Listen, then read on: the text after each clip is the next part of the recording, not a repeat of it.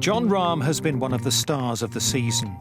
Wins at the Farmers Insurance Open on the PGA Tour and the Irish Open on the European Tour established him in the top 10 in the world. Still only 22, the young Spaniard is currently the leading European in the world rankings, but has played most of his golf in America.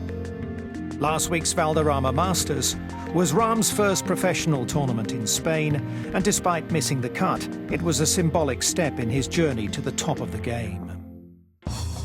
It's very special. It's really hard to explain the magnitude of this week for me. Obviously, it's my first pro start in Spain after all that I accomplished. The story of the week for me is my first pro event that I came to watch when I was 12 years old was 10 years ago here. 2007 Volvo Masters that Justin Rose won, and I have memories of many players signing my shirt and just rolling around Valderrama, and it was really the first tournament I ever watched that was a professional event. So it's quite significantly important for me, and because 10 years before that the Ryder Cup happened here, and because of that Ryder Cup my family and I play golf nowadays. So there's many reasons why this week is special and why this venue is special for me. Rahm may have honed his skills at Arizona State University in the US, but those at the top of Spanish golf were well aware of his special talent long before his college days. Well, I have to say that the first time I met him, he was a teenage boy. He was 14, and obviously he was very strong for his age. He could hit the ball very far. He was lacking control, especially distance control. But the following time I played with him, it was just before he turned professional, and by then he had improved all his game. I think he's going to be there for many, many years if there is any injuries or things like that. Rahm's most recent win came at the Irish Open, an event won by Olafable back in 1990. He dominated at Port Stewart, winning by 6 shots as he joined an impressive cast of past champions.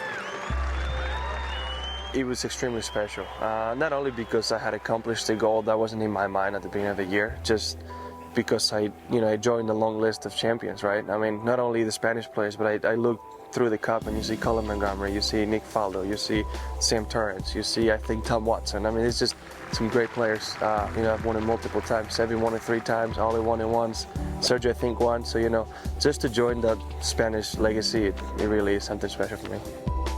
Rahm's first European Tour win came at one of the 8 new Rolex Series events. And with 3 Rolex Series tournaments left, he still has the chance to end 2017 as Europe's #1. I think it's been an incredible help. It's just great, especially for players like me and for everybody to have, I think it's 8 key moments throughout the year where you can roll your schedule around. It's very big events, very important events, everybody wants to play. And if you play good, you can take advantage of towards the end of the year, right? Myself, haven't played much in European soil, but having won one of those big events, it put me in a great position in the race to Dubai. There's so many reasons why I think it's great that European Tour and Rolex partner together to put this together. And I hope they keep it going. I hope in future years, every event is a Rolex Series event. Every event we're playing for 7 million euros. It'll be something really special, and I know they're working towards that, and I hope that they get it done.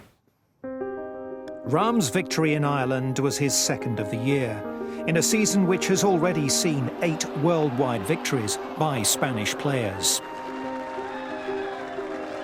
Well, especially this year, I have to say that the year has been extraordinary. Great for us.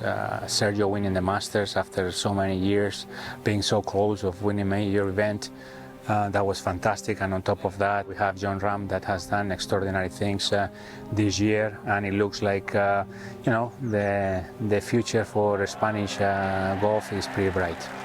The most wins Spanish golf has had was 9 wins in 1 year. And that was Seve and Ollie's time, right? Not too shabby. Those 2 guys were pretty good players. It shows that we're actually pretty close to the record. Maybe one of us can win towards the end of the year. When you get to 7 or 8, it shows that Spanish golf is coming back to where it's supposed to be. I'm just glad to be a part of it, and I know there's just a long line of players waiting to have the opportunity to jump on tour and play good and hopefully win. That you just hope that weeks and years like this boost Spanish golf a little bit more. Rahm's return to Spain may not have gone quite as planned, but his season is far from over.